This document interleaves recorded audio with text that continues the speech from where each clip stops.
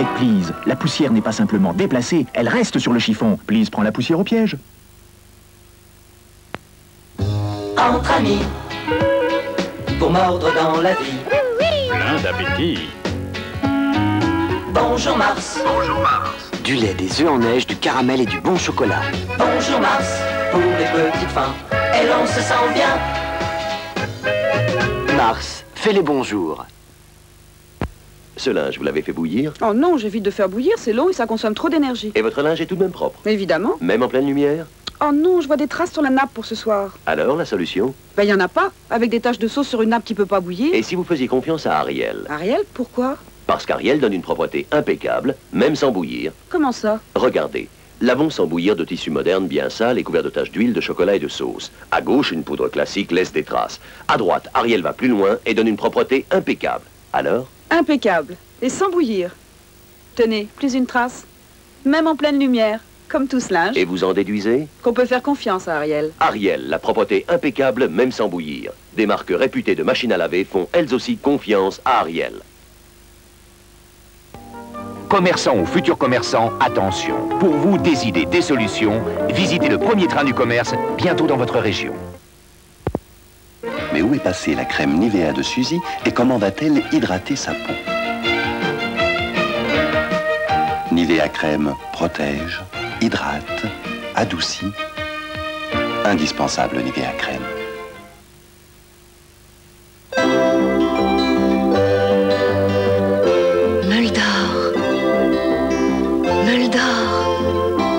C'est dans une sélection de nos meilleurs meules d'Emmental que sont coupées les délicieuses portions de meules d'or.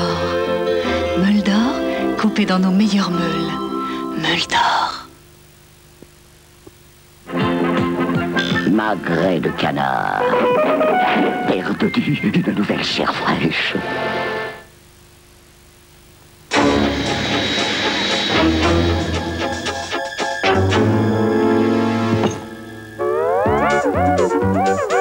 Joyeux anniversaire. Dites-le avec une main figurinette de ma fille. Par la poste, c'est plus rapide. Depuis 1706, un thé au sommet de la qualité est anglais. C'est Twinings. Chapeau Twinings.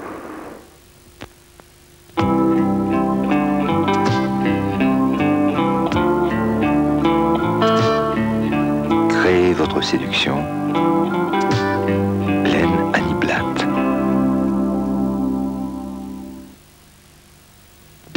Y'a celle qui chez président goûte le beurre en tartinant. Le bon beurre. Président. Y'a celle qui chez président contrôle le lait en souriant. Le bon beurre. Président.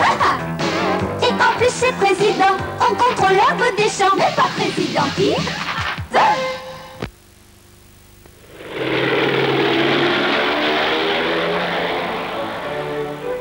Voici Polisson de Spontex.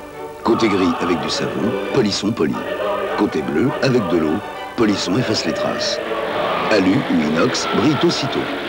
Polisson, la Spontex qui fait briller.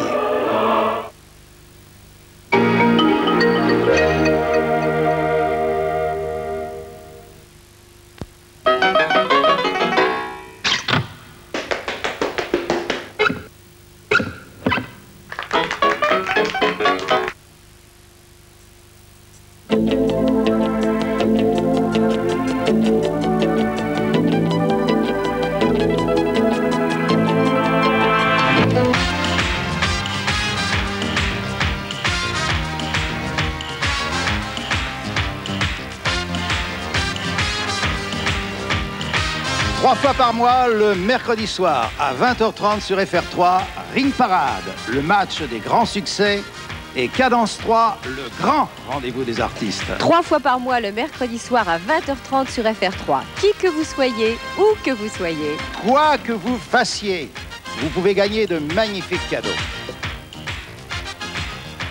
Alors, rendez-vous à 20h30, mercredi sur FR3, avec Ring Parade et Cadence 3.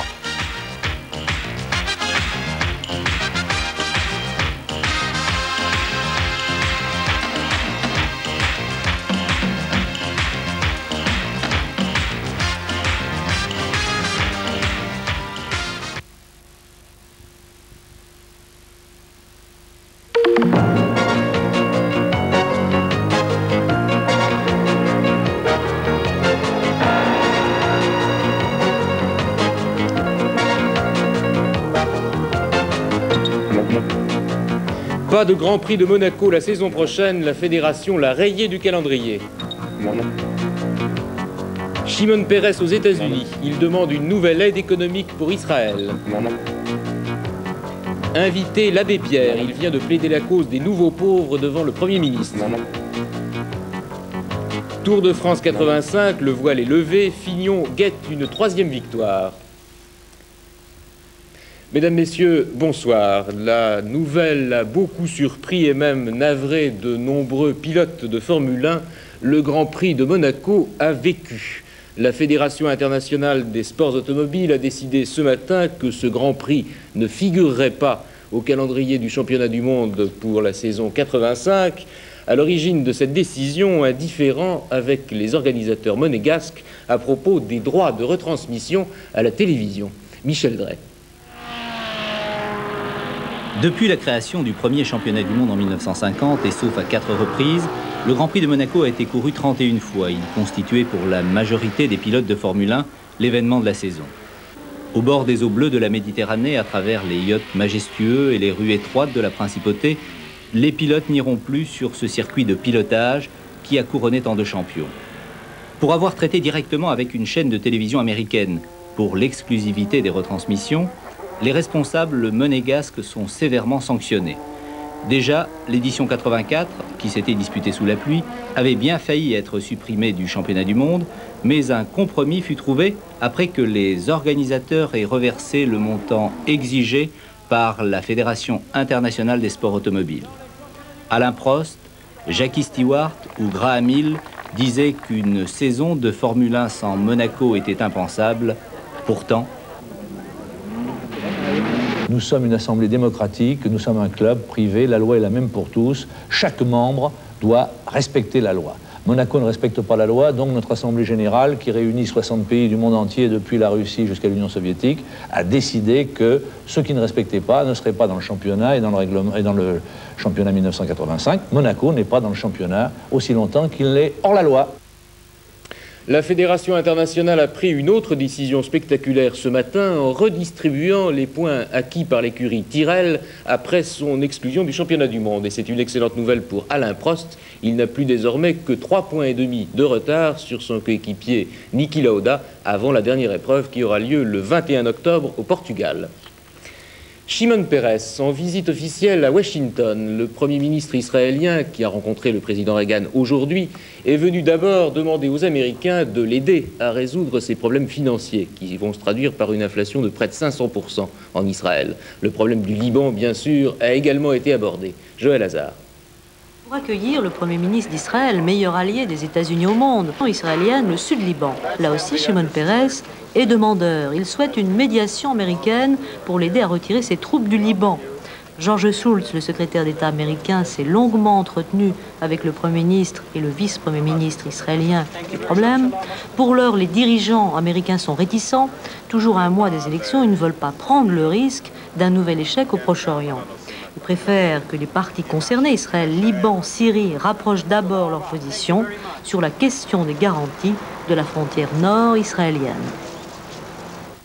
Voyage spectaculaire du chef de l'État égyptien Hosni Moubarak. Il vient d'arriver en Jordanie pour une visite officielle de 3 jours.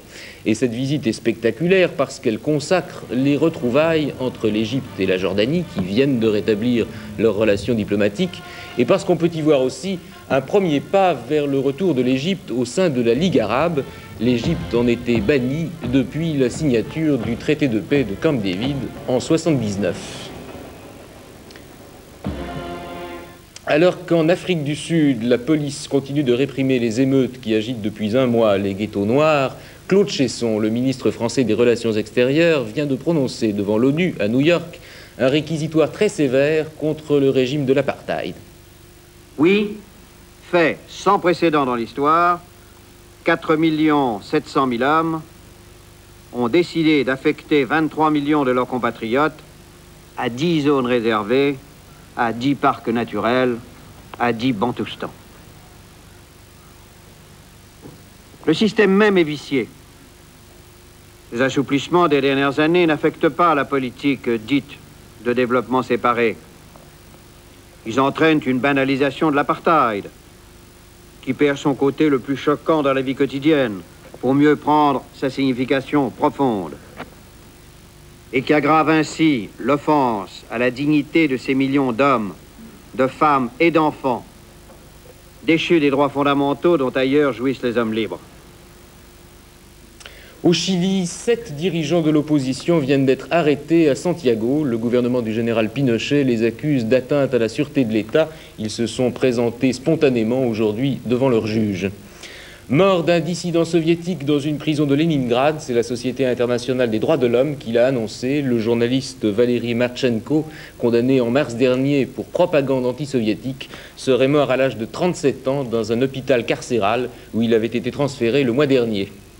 Et puis l'affaire Jacques Abouchar va s'arranger, c'est ce qu'a dit aujourd'hui à Moscou le porte-parole officiel M. Zagladine. Le journaliste d'Antenne 2, tombé dans une embuscade en Afghanistan, a commencé sa 3e semaine de captivité. Aux États-Unis, le spectre de la guerre du Vietnam, que tout le monde s'efforce d'oublier, revient au premier plan de l'actualité avec un procès à grand spectacle. Il oppose le général Westmoreland, l'ancien commandant en chef des forces américaines au Vietnam, à la chaîne de télévision CBS, qui l'attaque en diffamation à propos d'un reportage dans lequel on l'accusait de mensonge. Henri Didona. Cette affaire judiciaire va faire remonter à la surface de terribles souvenirs pour les Américains. Le général William Westmoreland, ex-commandant en chef de l'armée américaine au Vietnam, a en 1982 assigné la chaîne de télévision CBS en justice à la suite d'un reportage effectué au Vietnam par le journaliste Mike Wallace, que l'on voit ici arriver au tribunal. Ce journaliste, s'appuyant sur des témoignages de membres de la CIA, avait alors accusé les plus hauts responsables militaires américains, dont le général Westmoreland, de ne pas avoir, en 1967, dit la vérité au président Johnson et aux Américains, et d'avoir donc dissimulé le nombre et la puissance réelle du Viet Cong, alors en guerre contre les GI. Donc, pour le journaliste de CBS, le général Westmoreland faisait croire que la guerre pouvait être gagnée simplement avec l'envoi au Vietnam de quelques renforts. Or, pendant la fête du Tet, ce fut le Viet Cong qui lança une grande offensive. Le général Westmoreland accuse CBS d'avoir déformé les faits et réclame environ 1 milliard de francs de dommages et intérêts. Creuse-au-Loir, 2 réunions aujourd'hui entre les syndicats et les pouvoirs publics et rien n'a changé. Sur le plan industriel, on confirme le plan de reprise par Framatome et Usinor. Et sur le plan social, c'était l'objet de la 2e réunion, on confirme là encore la perspective de 2600 suppressions d'emplois.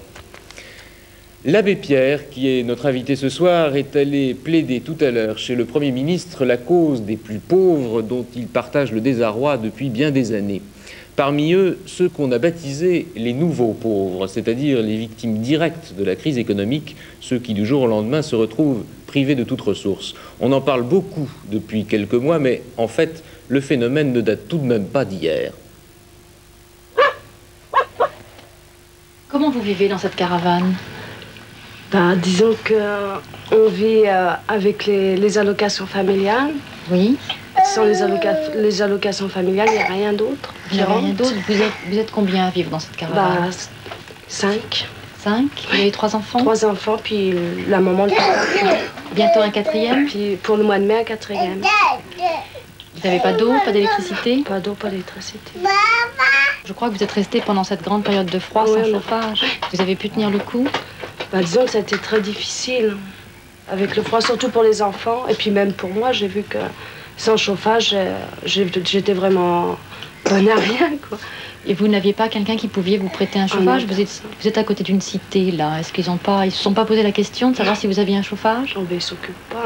On habite là parce qu'on n'a pas les moyens d'avoir un loyer. Puis je suis retrouvé sans travail au mois de novembre. C'est depuis ce temps-là qu'on n'a plus les moyens d'acheter du fioul, tout ça. Quand on est manœuvre, sans qualification, obligé de chercher du travail au jour le jour, sans contrat, sans protection sociale, on arrive vite à des situations marginales. Vous restez ici toute la journée? Oui, je reste ici. C'est un petit peu... Ça fait long, les journées font longues, mais enfin, je préfère rester enfermée chez moi que d'être regardée comme une mal vue. Monsieur l'abbé, vous venez de suivre avec nous ce reportage. Est-ce que ce genre de cas, vous les rencontrez encore aujourd'hui? Est-ce que ça a beaucoup changé depuis 82? Comment pouvez-vous poser la question? Est-ce qu'on rencontre encore aujourd'hui, on rencontre de plus en plus? Réfléchissez 2 secondes. À part les familles qui possèdent quelques fortunes, aussitôt que l'emploi est perdu, il y a eu les allocations de chômage. Elles ont leur date limite. Quand il n'y a plus l'allocation de chômage, s'il n'y a pas de fortune, c'est la misère, c'est la pauvreté.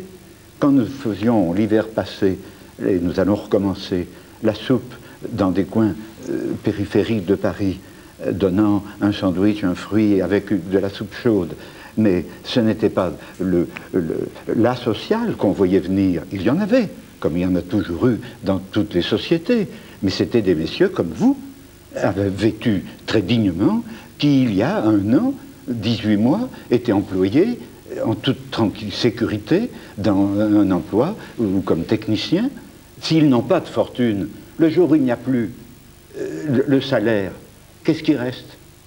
Et je vois venir des messieurs qui n'ont pas dîné pour ne pas diminuer la part de leurs enfants et qui viennent attendre la nuit pour cacher leur honte et qui sont déjà absolument comme vous si demain, si vous n'êtes pas riche et si vous ne perdez votre emploi et votre salaire mensuel, qu'est-ce que vous ferez?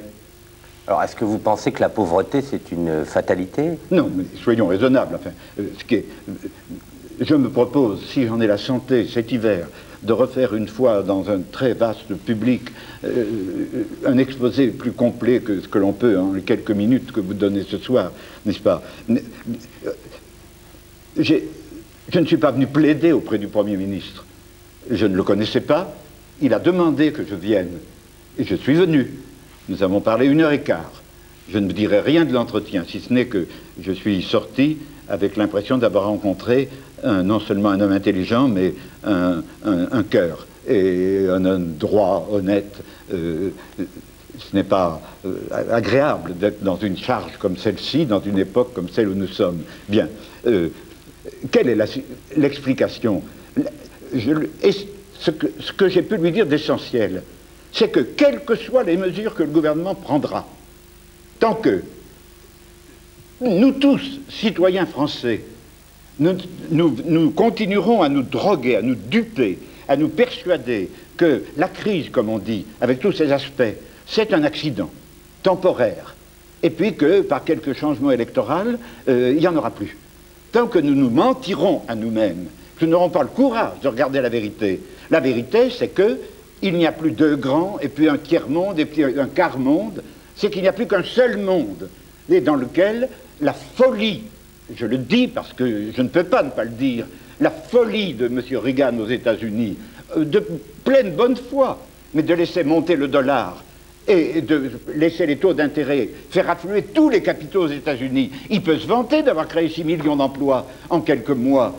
C'est facile, lorsque par des taux d'intérêt tels, c'est l'anti-plan Marshall. C'est la redestruction